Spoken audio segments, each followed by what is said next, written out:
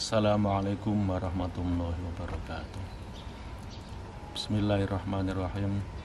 Alhamdulillahilladzi nawwara basairul muhtadin. Wassalatu wassalamu ala habibina syafi'ina sayyidina Muhammadin wa ala alihi washabihi asma'in. La hawla wa la quwwata illa billahil aliyyil azim. Amma ba'du. Alhamdulillah, pada kesempatan hari ini mari kita selalu memanjatkan syukur kehadirat Allah. Biqaulina alhamdulillah wa syukur ala ni'amillah, yang senantiasa melimpahkan berbagai macam kenikmatan, kesehatan, keselamatan, berkah, ridho kepada kita sehingga kita bisa menjalankan puasa Ramadan ini. Semoga bisa memaksimalkan ibadah kita dan menjalani perintah-perintah Allah, ibadah-ibadah sunnah, dan semoga mendapati ridho Allah SWT.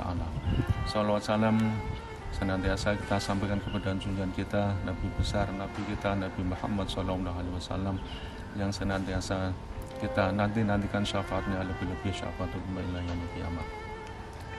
Rasulullah SAW bersabda, "Ufsus salam wa ad'imut ta'am wa sulul arham wa sallu wan nasu niyamun tadkhulul jannata bisalam."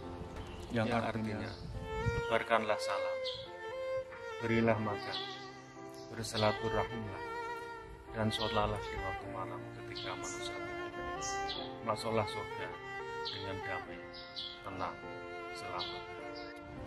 Hadis tersebut adalah menerangkan jalan menuju surga. Yang pertama adalah menebarkan salam.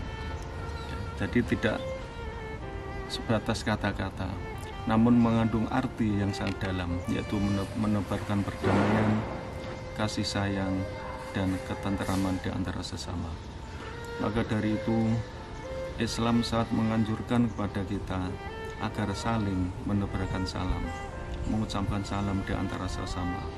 Tujuannya adalah untuk mewujudkan kedamaian, ketenteraman, dan kasih sayang di antara sesama, jauh dari permusuhan, iri dengki, dan juga saling mencaci maki. Maka dari itu Rasulullah sudah memberi teladan kepada kita, di mana diterangkan dalam kitab Al-Barzanji, "Kana Rasulullah SAW yuqillul lagwa wa yabda'u man laqiyahu bisalam." Bahkan Rasulullah SAW itu sendiri mengucapkan salam lebih dahulu ketika bertemu dengan sahabat.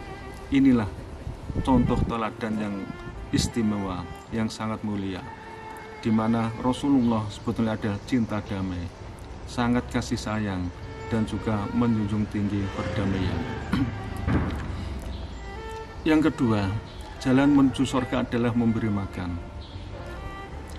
Selain kita diwajibkan untuk memberi nafkah pada keluarga, mengeluarkan zakat atas harta, Rasulullah juga menganjurkan kita agar gemar bersedekah. Bagaimana sedekah bisa memudahkan jalan ke surga? Ya, karena sedekah membantu orang yang membutuhkan, menolong orang lain, memberi kepada orang yang membutuhkan, memberi makan kepada orang yang kelaparan, itu adalah jalan menuju surga.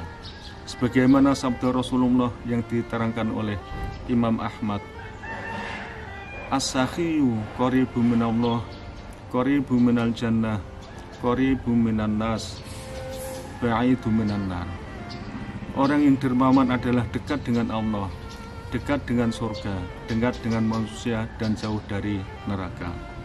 Maka dari itu, ini adalah waktu, momen yang sangat penting, di mana di bulan Ramadan itu pahala melimpah ruah, di mana orang yang memberi makan kepada orang puasa itu mendapat pahala seperti orang yang berpuasa tanpa dikurangi sedikit pun.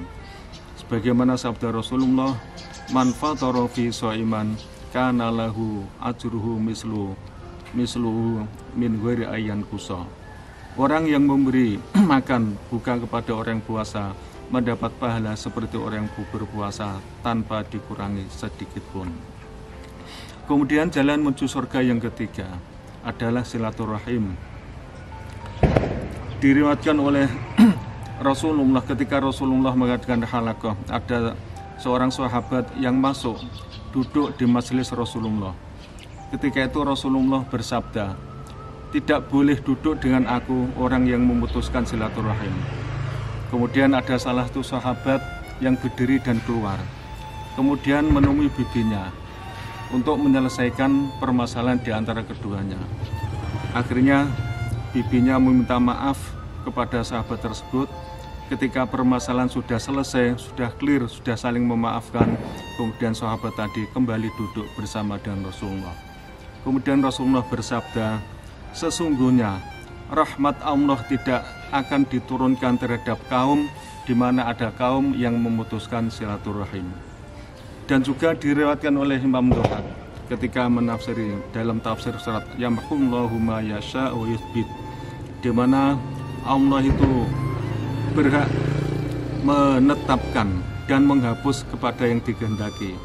Ketika itu ada seorang laki-laki yang melakukan menjalin silaturahim, kemudian usianya seharusnya itu tinggal 3 hari, kemudian fayazidullah, Allah menambah umurnya usia orang laki-laki tersebut, yaitu ditambah menjadi 30 tahun.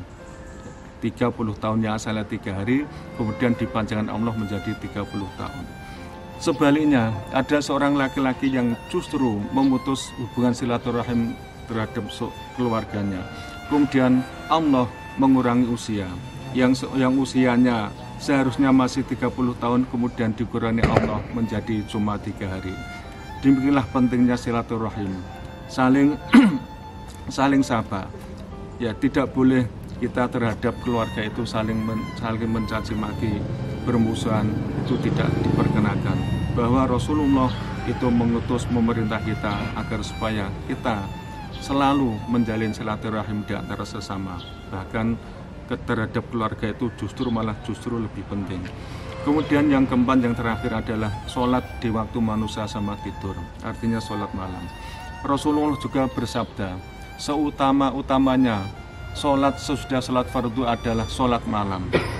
Dan Allah juga bersabda dalam kitab Al-Quran, wa minal laili fatahajjat bihi nafilatal lak. Sholat tahajudlah kita di waktu malam. Itu merupakan sunnah yang dianjurkan oleh Nabi Muhammad bagi umat-umatnya, di mana Rasulullah sendiri ketika sholat malam itu sampai bengkak kakinya. Lah bagaimana dengan kita? Jangan sampai setiap malam itu sibuk, keenakan untuk tidur, tidak melakukan sholat malam pun jangan sampai. Walaupun cuma 2 rakaat, hendaklah kita bangun di waktu malam, melakukan sholat malam, ya zikir, ingat pada Allah. Wabil asharihum yastaghfirun, perbanyaklah istighfar di waktu sahur, dan juga doa mohon kepada Allah.